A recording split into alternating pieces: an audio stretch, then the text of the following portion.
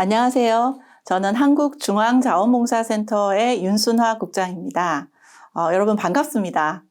제가 오늘 강의할 주제는 자원봉사가 사회 문제를 해결한다? 물음표죠? 과연 그렇다고 생각하시나요?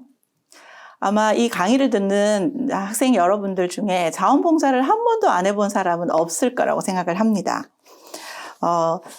흔히 우리가 자원봉사라고 하면 좋은 일 하시네요 라는 표현을 많이 듣습니다. 그렇죠. 좋은 일 하는 거죠. 자원봉사 활동은 여러분들이 경험하셨겠지만 주로 사회복지시설에 있는 아동들이나 장애인들을 돕기 위한 활동들을 하거나 또는 최근에 있었던 평창 올림픽 같은 국제 행사에 행사를 지원하는 자원봉사자로 많이들 활동을 하십니다. 이렇게 자원봉사에 대한 개념을 보면 여러분들이 익히 잘 알고 있는 어려운 이웃에게 도움을 주는 활동, 이것이 자원봉사에 대한 정의를 가장 잘 설명해 주고 있는 것이긴 합니다. 그러나 최근에는 잘못된 그 부분을 감시하거나 또는 그러한 감시 활동을 통해서 문제를 발견하고 나면 그 문제를 해결하기 위해서 주무관청이나 주요한 기관들에게 문제 제기를 하는 활동들도 자원봉사 활동으로 하고 있습니다. 그리고 동네에서 시민들이 우리 동네에 살다가 이런 문제들은 좀 해결해야 되겠어 라고 생각하는 문제가 발견이 되면 그 문제를 해결하기 위해서 이웃 주민들과 함께 나서는 활동들도 자원봉사 활동이라고 합니다. 네, 여러분, 자원봉사 활동을 많이들 해보셨을 텐데요. 지금 시점에서 과연 내가 했던 자원봉사 활동이 얼마나 의미 있게 그 결과를 만들어냈는지를 한번 점검을 해 봐야 될 것 같습니다. 첫 번째 질문은 저는 여러분들에게 이런 질문을 하고 싶어요. 아동복지시설에 가서 또는 혼자 계시는 어르신 댁에 방문해서 말벗 상담을 했거나 여러 가지 활동을 했는데 과연 내가 했던 활동들이 그 어르신들에게 또는 그 장애인들에게 실제로 도움이 되었을까? 그 문제를 해결하는데 실질적인 도움이 됐을까라는 질문이고요. 그리고 이 자원봉사 활동 자체가 일회적으로 한번 참여하는 것도 있지만 대부분 일정한 기간 동안 짧게는 1년, 2년, 3년 이렇게 오랜 기간의 봉사활동을 하는데 이 자원봉사 활동을 통해서 참여했던 내 스스로가 나의 성장에 어떤 도움이 됐는가라는 질문입니다. 그리고 마지막으로는 이렇게 우리가 자원봉사 활동을 하는 이유가 좀 더 나은 공동체, 우리가 살기 좋은 공동체를 만들기 위해서 내 작은 시간과 재능을 나누는 것이 자원봉사 활동이라고 한다면 내가 참여한 이런 활동들이 모여서 실제 사회에 긍정적인 변화를 만들어냈을까라는 질문을 하게 됩니다. 지금 사실 우리는 여러분들 너무나 잘 겪고 계시겠지만 코로나19와 관련되는 어찌 보면 전쟁을 치르고 있는 시기라고도 할 수 있습니다. 국가는 이 전쟁 시기에 위기관리 시스템을 작동해서 다양한 공적 지원 시스템으로 이 해결하기 위한 여러 가지 정책들을 수행하고 있고요. 그리고 전문가들은 이 분야의 각종 지식과 정보와 이런 내용을 첨언을 해서 이 문제가 빨리 해결할 수 있는 방향키의 역할들을 하고 있습니다. 그럼 이 상황에서 시민들은 어떤 활동을 하고 있을까요? 각자가 자신의 일터에서 또는 가정에서 이 위기를 잘 극복하기 위한 실천 행동들을 함께 동참해서 하고 계십니다. 이 와중에서 저희 자원봉사 분야는 과연 어떤 일들을 하고 있을까요? 이 코로나19라는 전쟁의 위기 또는 어떻게 보면 우리가 겪고 있는 사회 문제라고도 할 수 있습니다. 이 문제를 해결하는 데 있어서 사실 마스크 대란이라고도 합니다. 지금 약국마다 공적 마스크가 판매되는 시간에 많은 사람들이 몰려서 몇 시간씩 줄 서서 마스크를 사기 위한 전쟁을 벌이고 있습니다. 여기에 실질적으로 자원봉사자들은 줄 서서 기다리는 시민들에게 좀 돕고자 질서 유지를 하기도 하고 또 혼자서 약국에서 약사가 판매할 때 업무 자체가 마비가 된다고 합니다. 그 약사를 돕기 위해서 마스크 판매하는 자원봉사에 직접 참여하기도 하고요. 또 사람들이 마스크에 대한 구매를 하지 못해서 여러 가지 어려움을 겪고 있는데 실제로 의학적 마스크가 가장 필요한 대상은 의료진이라든지 또는 정말 그 건강이 안 좋은 어르신들, 취약계층 또는 그 현장에서 필요한 그 치료를 받고 있는 그 환자들에게 돌아가야 되는 것이 의학적 마스크입니다. 근데 그 품귀 현상 때문에 시민들은 내가 갖고 있는 마스크에 의학적 마스크가 갖고 있다면 이걸 그 의료진들에게 또는 취약계층에게 좀 돌아가는 것을 기부를 해주고 계십니다. 이게 착한 마스크 운동들을 하고 있는 거고요. 그리고 손 씻기를 실천한다거나 다양한 활동을 통해서 자원봉사에 참여하고 있습니다. 그리고 학교 급식이 중단되면서 개학들이 연기되면서 학교 급식에 납품하던 지역 로컬 그 푸드 사장님들이 지금 물건이 다 상하고 버려지고 그 아까운 것들이 이제 소진되는 것에 너무 힘들어하고 계십니다. 그래서 자원봉사센터에서는 그 지역에 있는 기업들의 후원을 좀 받아서 이런 물품들을 구매를 해줍니다. 구매를 해서 자원봉사자들과 함께 혼자 사시는 어르신들에게 또는 혼자 생활을 해야 되는 장애인들에게 밑반찬을 만들고 도시락을 만들어서 전달하는 활동들을 지금 하고 있습니다. 이런 게 국내뿐만 아니라 지금 자원봉사계와 관련해서는 국제적인 공조 시스템이 일어나고 있는데요. 예전에 이제 재난이 발생했을 때나 일상적인 자원봉사와는 굉장히 좀 다른 형태의 지금 움직임이 일어나고 있습니다. 언론을 통해서 많이 보셨겠지만 한국에서 이 코로나19와 관련한 대응 방안들이 굉장히 모델 사례로서 칭송받고 있습니다. 자원봉사계에서의 대응 전략 또한 해외 여러 나라들이 좀 참고하고 벤치마킹 하고 싶다는 요청들을 많이 해주고 계셔서 저희는 오늘도 이 온라인을 통해서 저희가 만든 자원봉사 활동의 대응 지침, 대응 계획들 또 한국에서 시민들이 좀 나눔 활동을 하고 있는 좋은 사례들을 자료를 번역해서 해외 여러 나라들과 함께 공유하고 그들이 이 활동을 좀 참고해서 그 나라에서 좀 잘 대응할 수 있도록 돕는 이런 움직임들이 일어나고 있습니다. 최근에 혁신적인 사례 중에 하나가 있었는데요. 그 진단을 하는 데 있어서 드라이브 스루의 방식이 굉장히 각광을 받았었지 않습니까? 그 드라이브 스루의 방식을 자원봉사에 접목한 지역이 있었습니다. 시민들이 대구와 경북 지역에 이렇게 일어나고 있는 여러 가지 그 어려운 상황들을 돕겠다고 뭐라도 작은 물품들을 기부하겠다는 행렬이 이제 문의가 쇄도하고 있어서 사실은 코로나19는 이 감염증이어서 대면에서 뭔가를 하는 것을 굉장히 금기시하고 가능하면 그 1.8m 이상의 거리를 유지하는 걸 저희가 원칙으로 하고 있습니다. 그래서 기부하는 사람들이 그 물건들을 기부하는 방식도 이 드라이브 스루라는 방식으로 기부하는 것이 대전 대덕구에서 실제로 적용을 하고 그게 굉장히 좋은 혁신 사례로 일어나고 있습니다. 이처럼 자원봉사라는 것이 우리가 평소에 관심을 갖지 않아서 몰랐다면 이런 지금도 우리 사회 곳곳에서 자원봉사자들이 참여를 하고 있고 이런 움직임이 있는 것입니다.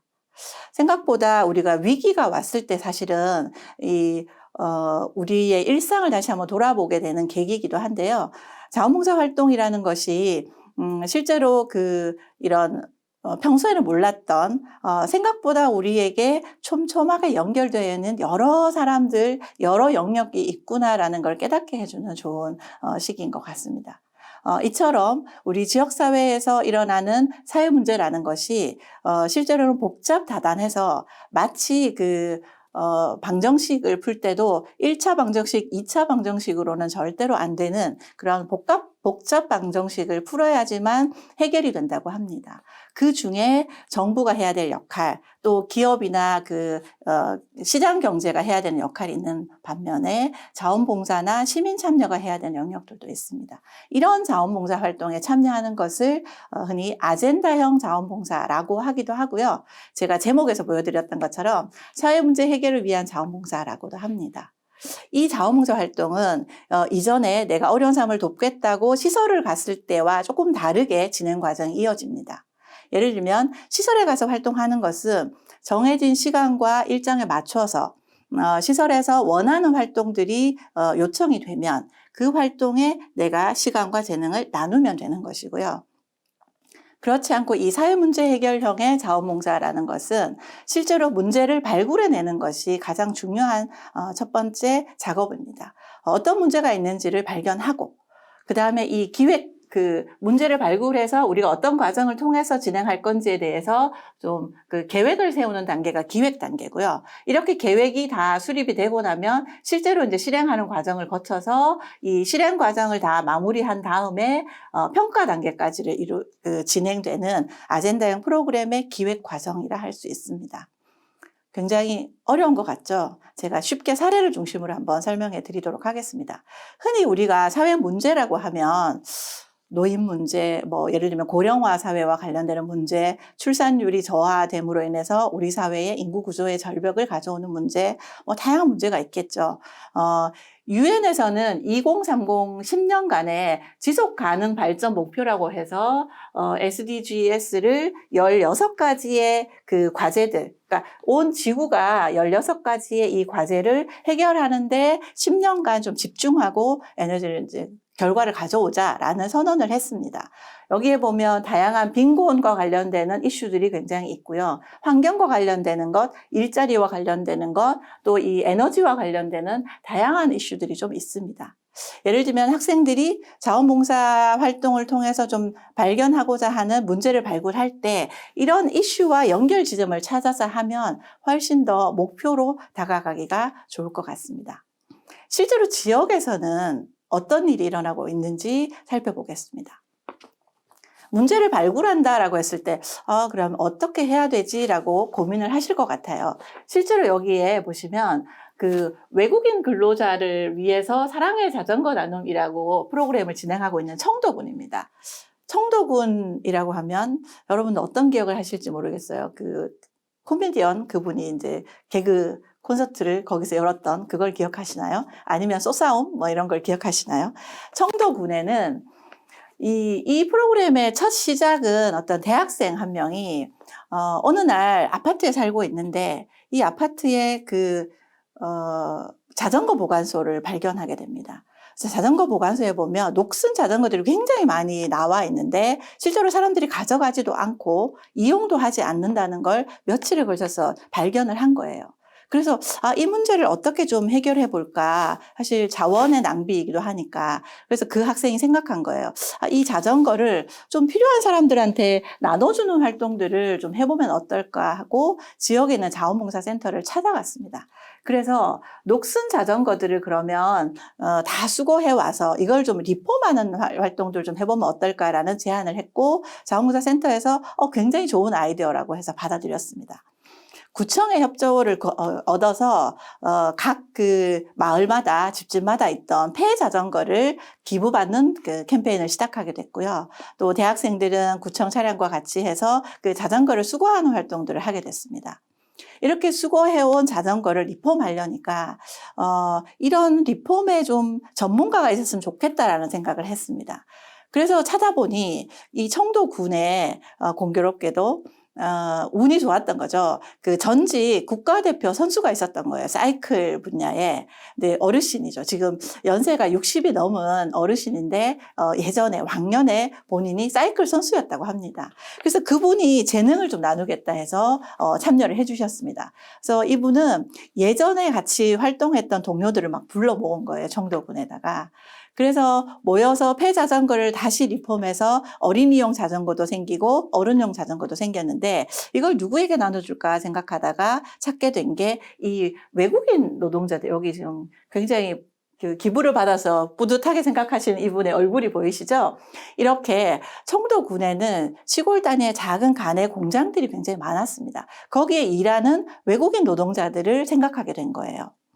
이 시골 단위에는 여러분들 도시에 살기 때문에 잘 모르시겠지만 실제로 버스라든지 대중교통이 그렇게 활발하지 않습니다. 그래서 이 노동자들이 평소에는 일을 하는데 쉬는 날이라든지 당번이 이렇게 교체가 되는 날에는 이동하는 데 굉장히 불편함이 많았던 거예요. 그래서 이 노동자들한테 자전거를 하나씩 나눠줬더니 이분들이 이제 자전거를 타고 시장도 보러 가고 또 문화 생활도 하러 시내를 나갈 수 있는 그런 기쁨을 누리게 된 겁니다. 이렇게 폐자전거라는 작은 문제를 하나 발견을 했는데 이걸 다양한 자원들이 연결돼서 함께 하다 보니 실제로 폐자전거 문제의 환경에 여러 가지 이제 이득도 생기게 되고 또 집에 골칫덩이로 갖고 있던 주민들은 폐자전거를 좋은 일에 쓰니까 또 기쁘고 또 이 자전거가 다시 리폼이 돼서 외국인 근로자들의 어떤 이동권을 보장해줘서 이분들의 삶의 질을 개선하는 것에도 참여하게 되는 이렇게 좋은 사례들이 지역에 경험이 있습니다. 또 하나만 더 말씀을 드리면 여기는 전남에서 있었던 사례인데요. 시골에 가면 할머니들이 허리가 아파가지고 대부분 이렇게 다니시죠. 근데 할머니들이 이 보행을 도와줄 수 있는 보행 보조기를 사려고 해도 비용이 비싸니까 사지를 못합니다. 그래서 여기는 여기 참여한 이 청소년이 아이디어를 낸 거예요. 어느 할머니들이 보니까 이 보행 보조기를 사서 하는 게 아니라 버려진 유모차를 끌고 다니면서 대신 하고 있더라라는 걸 착안해서 이 유모차들을 좀 모아서 좀 예쁘게 만들어서 좀 안전장치도 좀 하면서 보내보자라는 이제 취지로 이렇게 리폼을 해서 그 동네의 어르신들에게 배부했던 그 사례도 있습니다. 사실 이건 별것 아닌 것 같지만 우리가 생활을 하면서도 이렇게 자세히 들여다보면 이렇게 발견해낼 수 있는 문제들이 굉장히 많다는 것을 알 수 있습니다. 굉장히 쉽죠? 이렇게 하면. 네. 이렇게 아젠다형 프로그램을 운영을 할 때, 우리가 좋은 결과로 또는 임팩트 있는 결과를 만들기 위해서는 이 5가지의 성과에 대한 방향성들을 꼭 점검하면서 가야 합니다. 첫 번째가 뭐냐면 이 아젠다형 프로그램을 성공하기 위해서는 주도성이 굉장히 중요합니다. 뭐냐면 참여하는 당사자가 얼마나 그 의사결정 과정에서 개입을 했느냐 또는 의사결정을 했으면 굉장히 책임성도 생기고 또 만족도도 굉장히 높아지는 결과를 가져옵니다. 근데 이 주도성이라는 것이 꼭 참여하는 봉사자의 주도성뿐만 아니라 내가 어떤 어르신을 대상으로 뭔가 봉사활동을 한다고 했을 때 그 어르신의 욕구를 듣거나 청취하는 것, 그 어르신의 의견이 좀 참여되는 구조를 만드는 것, 그것이 이제 주도성의 영역이고요. 두 번째는 기존에 했던 프로그램과는 조금 다른 방식으로 한번 해보는 겁니다. 그게 혁신성이라는 건데요. 이 프로젝트가 좀 기존의 대상을 좀 달리하거나 방식을 좀 달리하는, 예를 들면 기술을 좀 접목해서 이걸 한번 해보겠다든지 제가 앞부분에 얘기 드렸던 드라이브 스루 방식의 기부 방식들을 적용한 것, 그 굉장히 혁신성이 좋은 사례라고 볼 수 있습니다. 그리고 복잡한 방정식을 풀기 위해서는 혼자서는 잘 안 됩니다. 다양한 이해 당사자들이 함께 모여서 하는 이 협력성이 굉장히 중요한 전공의 포인트입니다. 이 과정 속에서 좀 고려해야 될 3가지 점이라면 결과적으로 그래서 이 프로젝트의 전과 후를 비교해 봤을 때 얼마나 변화가 되었는가, 어떤 문제가 경감됐느냐라는 것이 굉장히 중요한 지표입니다. 그것이 이제 변화 지향성으로 표현될 수 있겠고요. 이 프로젝트가 좋은 모델이라면 보면 확산성을 가지는 겁니다. 이 확산성은 우리 동네에서 했던 것들이 다른 동네에서도 가능한 것도 물론 확산성이고요. 또 예를 들면 나는 장애인을 대상으로 이렇게 한번 해봤더니 좋았어. 그러면 어르신 대상으로 했을 때도 과연 좋을지 또 확산해 나가는. 그러니까 주로 이제 이 좋은 모델들을 벤치마킹하는 것으로서의 확산성을 중요하게 생각합니다. 이렇게 5가지의 지향점을 염두에 두면서 이 프로젝트를 기획하고 실행한다면 좋은 성과가 나올 수 있을 것 같습니다. 각각의 주도성과 혁신성, 협력성, 변화지향성, 확산성에 따른 질문들의 항목이 있습니다. 이렇게 예를 들면 주도성은 이 자원봉사자들이 진행 과정에 주도적으로 참여했는가에 대한 점수가 있는 거죠. 그렇다, 그렇지 않다, 매우 그렇다 이렇게 체크를 해서 이 점수가 높을수록 이 프로젝트의 성공 확률이 높다라고 보시면 될 것 같습니다. 제가 사례를 중심으로 한 번 더 설명을 드리겠습니다. 보통 주도성이 좀 좋았던 사례는 전통시장 런닝맨이라는 프로그램이었는데요. 여기는 대학생들이 독거 어르신들에게 밑반찬 서비스를 좀 해보고 싶다라는 의견을 가지고 시작하게 된 프로그램입니다. 첫 번째 뭘 했냐면 본인들이 배달해야 되는 한 10가구 정도의 어르신들한테 반찬을 내가 만들어서 그냥 줄 수도 있지만 어르신들이 가능하면 먹고 싶은 걸 드리는 게 어떨까라는 생각을 하게 된 겁니다. 그래서 동사무소에서 가서 그 세대의 추천을 받아서 어르신들에게 일일이 전화를 드렸어요. 해서 어떤 게 먹고 싶은지, 그 치아 상태가 어떤지, 주로 어떤 걸 드시고 계신지의 상황을 면밀하게 조사를 해서 그 조사된 목록을 가지고 재래시장을 갑니다. 재래시장을 가서 청소년들과 같이 장을 보는 활동들을 해서 장을 봐서 재료를 준비하고 이 재료를 요리하는 데 있어서도 본인들은 약간 아마추어고 조금 잘 못하겠다. 그래서 지역에 이제 아는 인맥을 통해서 그 조리학과 학생들의 도움을 또 얻게 됩니다. 그래서 이 학생의 원래 전공은 다른 거였지만 조리학과 학생들이 함께 콜라보를 해서 그 반찬을 만들고 어르신 댁에 드렸더니 굉장히 좋아하셨습니다. 뭐냐면 내가 정말 이 조림을 먹고 싶었는데 실제로 그 음식이 왔어요. 그러면 얼마나 기쁘겠어요. 사람이 찾아온다는 것도 굉장히 기쁜데 그 음식까지도 이제 함께 하니까 더 기쁨이 있었다는, 이게 굉장히 주도성의 좋은 사례였었고요. 혁신성 부분은 사실 이거는 이제 그 전공 연계하는 활동으로도 저는 좀 소개를 하고 싶었는데, 강릉 지역에 관광객이 많이 몰려옵니다. 네, 그 지역 식당들이 우리 메뉴들을 좀 소개하고 싶은데 적절한 메뉴 소개에 채널이 없다라고 해서 여기는 이제 컴퓨터를 전공하는 학생들이 앱을 만들어서 식당들의 정보를 올립니다. 그래서 그 앱이 들어가 있는 인쇄물들을 그 각각의 강릉시의 거리에 있는 전봇대에 막 붙여서 시민들이 그걸 QR코드로 찍으면 식당 정보를 이렇게 찾아서 검색할 수 있도록 서비스를 해준다거나, 아니면 그 시청의 웹사이트를 통해서 이 정보를 전달하기도 했었습니다. 이거는 전공을 연계한 여러 가지 사례로서 좀 소개를 드리고 싶었고요. 이건 폐지 줍는 어르신에 대한 이야기인데, 워낙 폐지 줍는 어르신 활동들은 뭐 잘 알고 계신 거긴 합니다만, 시작하게 된 여기는 경남 사례이긴 합니다. 경남 지역에 있는 기업 중에서 한화테크윈이라고 그 철을 다루는 기업이 있습니다. 여기에 있는 명장 출신들이, 이 어르신들이 그 리어카 무게도 굉장히 무겁지만 폐지를 가득 이렇게, 여기 보시면 눈 오는 거리에서 어르신들이 이 폐지와 관련해서 이만한 무게를 같이 하니까 더 플러스가 되는 거죠.